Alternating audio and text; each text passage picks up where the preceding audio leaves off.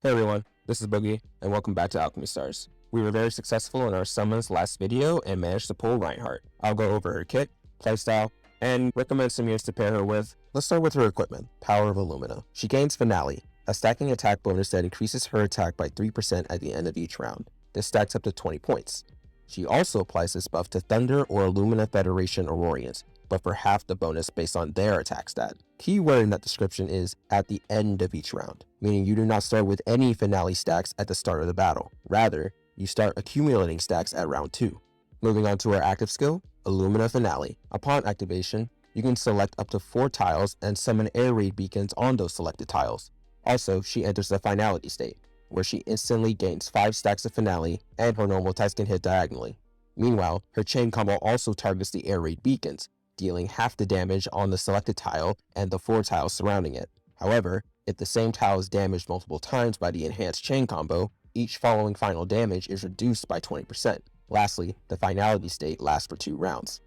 Now our active skill is on a 4-round cooldown. This is important because you won't be in the finality state throughout the entirety of the cooldown, only for 1 turn.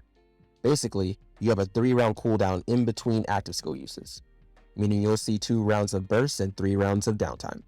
Time to go over a chain combo, Burst of Illumination. Tier 1 deals 140% damage to the 3 nearest enemies within 3 surrounding clusters. Tier 2 deals 150% damage to the 4 nearest enemies within 4 surrounding clusters. And Tier 3 deals 160% damage to all enemies within 4 surrounding clusters. First off, 3 enemies within 3 surrounding clusters from only 3 tiles is amazing. Most units start off with 2 enemies or require an extra tile to get the same effect. But then her tier 3 is actually insane for ad clear because the radius is ridiculously large at 4 clusters, and she's hitting everyone. Now for her breakthroughs, and unfortunately, we have another Bethlehem situation. You really want her BT3. Unlocking the 3rd breakthrough unlocks Preemptive Strike, allowing you to enter the finality state and have finale stacks on round 1 instead of round 2. But that's not going to fix the one flaw I see in her kit. It's her MBT, -1 to her active skill cooldown. Remember when I was talking about the downtime between her finality state and the actual active skill? With this unlocked, it takes it down from 3 rounds to 2. Basically, more uptime in the finality state, which means more opportunities to burst down a target.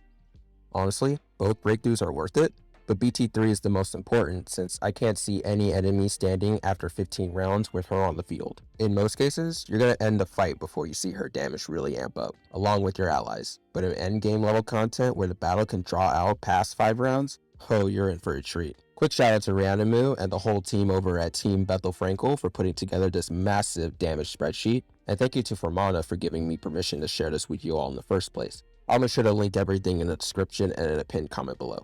But as you can see, the damage just skyrockets.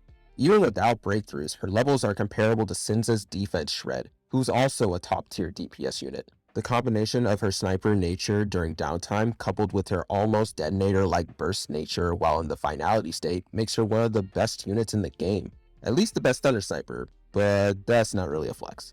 They ask you how you are, you just have to say that you're fine when you're not really fine, but you just can't get into it because they would. When building a team, I cannot recommend Florine enough. Those two are a match made in heaven. With Reinhardt's base attack buff paired with Florine's chain combo damage buff, it's simply ludicrous. Of course, you'd pair her with some converters like Nemesis, Iridan, Grandru, or Beverly.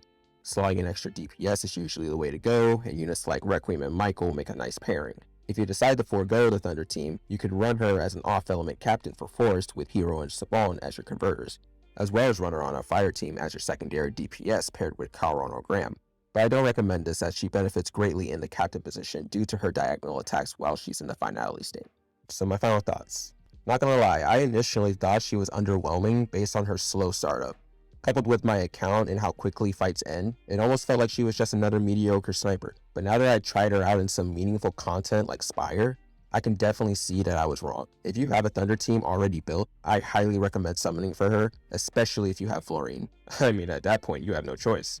Again, those two are the OTP in this game. However, I must say the BT3 does make a lot of difference in terms of how she feels and plays, similar to BT3 Hero or MBT Iridan. She's good, and to reference back to the community tier list, she's S tier, but that preemptive just fixes that awkward feeling when starting the round with no finale stacks. Although I would have appreciated it even more if her MBT remained the same, but reducing the base cooldown from 4 to 3.